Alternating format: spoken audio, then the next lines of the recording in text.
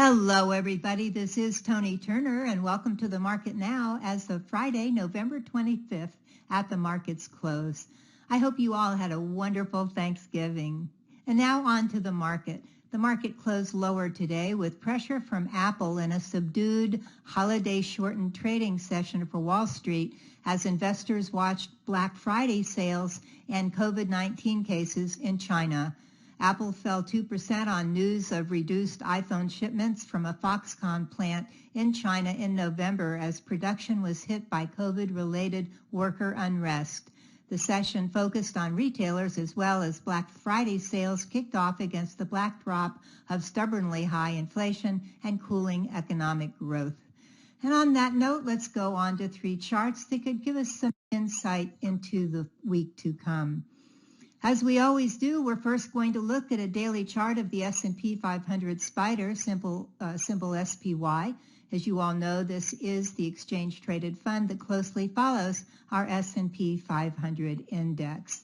Now, the SPY closed today at, see this little red number here, at $402.33. It is now just 16% below the SPY's all-time closing high way back, you can't see it on this chart, in January. The all-time closing high was January 3rd at $477.55. So at 16% below that high, the SPY is still in bull market territory. If it goes back below 20%, then it's back in bear market territory. Now, as we look at this chart, we know that the red line is the 20-day moving average, the green line is the 50-day moving average, and the black line is the 200-day moving average. And look at this chart, and you know what I'm going to say. I'm going to say that right now we have the 200-day moving average, which is a tough dude, hanging right overhead of where price is now. The 200-day moving average is coming in at $404.78. Now you see what a tough hombre this line has been since way back in March. The 200-day moving average, the SPY hasn't been above it since back in March of this year. Of course, then it bounced up in March, and we know there were March highs in most of the market. Then the SPY fell from there, fell to a May low here at 380. Then it rallied from there a little bit, then fell even harder to this June low that we talked about for darned ever at 362. We were looking at that low thinking maybe that was the low as price went consolidated for a while and then started moving up in July.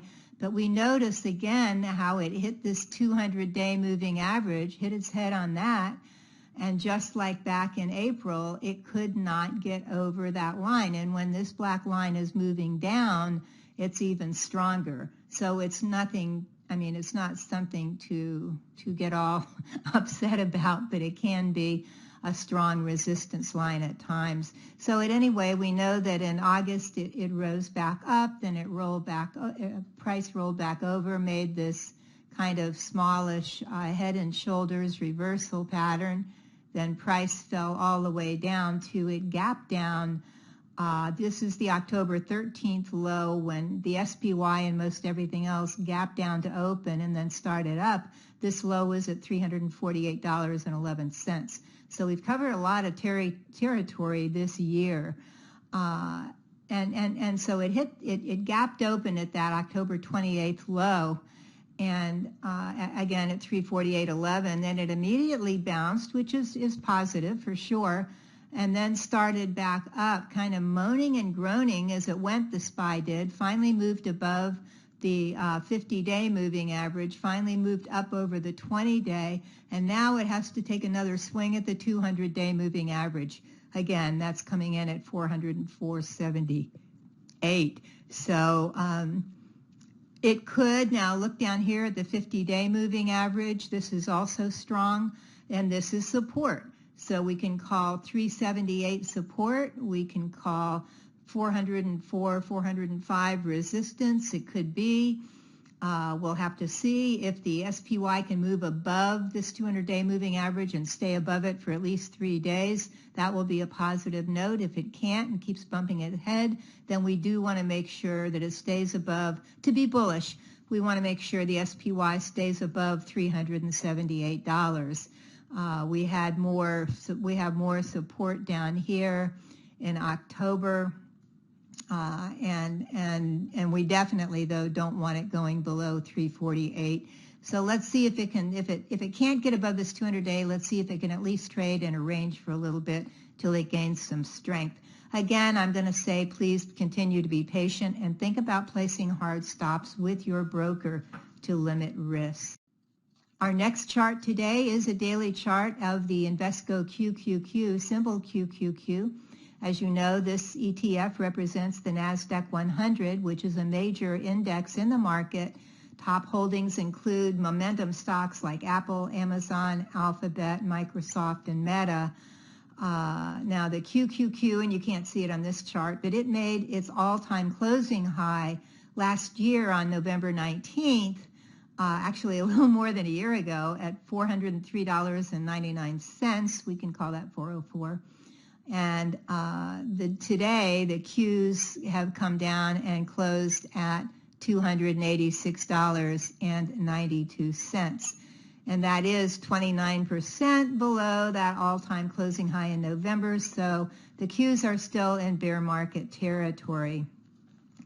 So what we're seeing here is the QQQ. We can see that price support sits here at about 260. Now we do have, that's price support. We do have moving average and price support up here closer to the like around 280 or so. So you see how price moved up here. From the November lows, it moved up, it gapped up, kept going higher up here to about 295.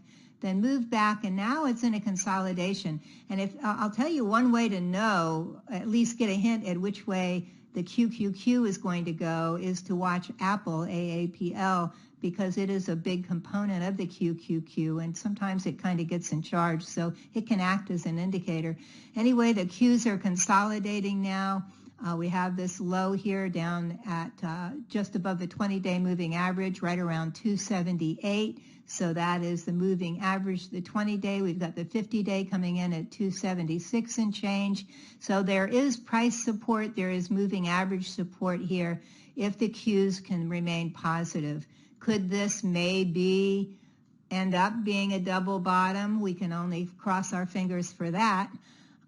But again, the Qs also, they're not as close to the 200-day moving average, but they have to remain and to get more bullish. The Qs have to move up and break through this 200-day moving average, which is $306 right now and 94 cents.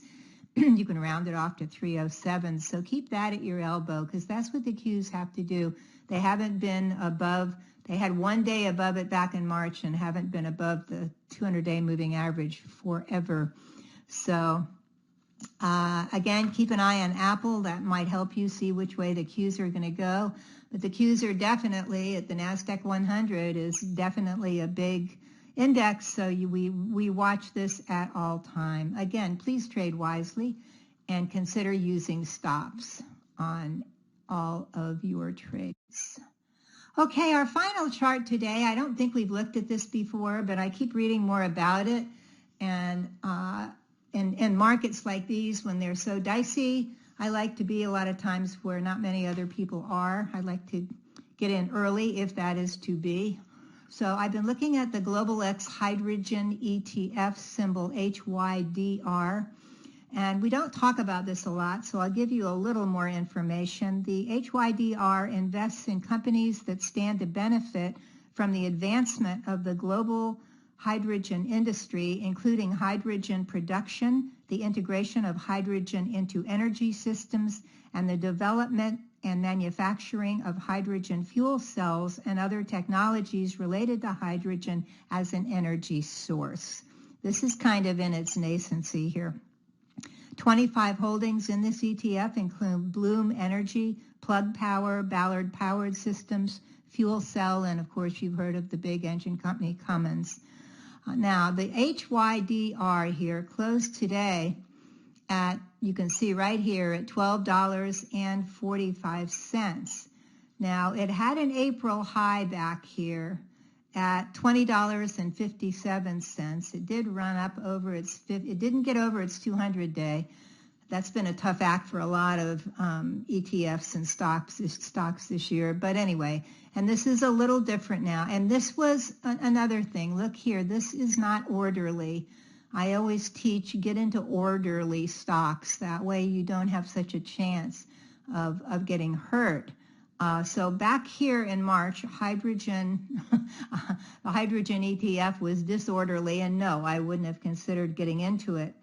It made an April high of 2057, and then it finally fell to May low right here at 1150. And it made this quick low, then started moving higher over the 20-day, couldn't hold it, came back down to retest these lows, and then kept on coming down to retrace this low in the $11 range. And then you can see we can draw a line.